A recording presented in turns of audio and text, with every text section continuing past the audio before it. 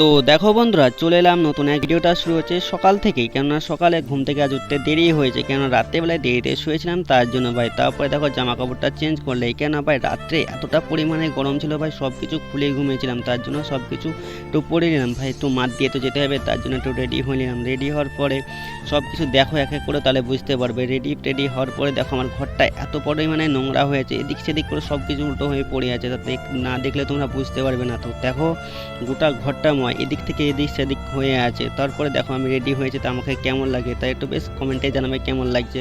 তারপরে ঘর থেকে বেরোবার সময় দেখো আমার কুট্টু শুয়ে আছে ঘরের মুখের কাছে, কেননা ভাই এদেরকে এতটা গরম লাগে যে কী করবে, সে শুয়ে সকাল সকাল পাচ্ছে। তারপরে ঘর থেকে বেরিয়ে দেখি কুট্টুর বাচ্চা দেখো এখানে ঘাস খাচ্ছে রোদের মধ্যে, বা এরা তো আমাকে দেখে তো ছুটে পালায়। তারপরে মাঠ দিয়ে আসি, দেখো মাঠের রাস্তাটা এরকম। তারপরে চলে এলাম আমার গরু দেখতে। তার গরুটা দেখো ঘাস তো খাচ্ছে না, তার জন্য হাতে করে এর জন্য ঘাস ছিলাম, হাতে করে দেওয়ার পরে দেখো কত সুন্দর খাচ্ছে ভাই, মুখ দিয়ে তো কষ্ট হচ্ছিল। তারপরে ছাগলটার কাছে যাই, দেখো ছাগলটা বেশ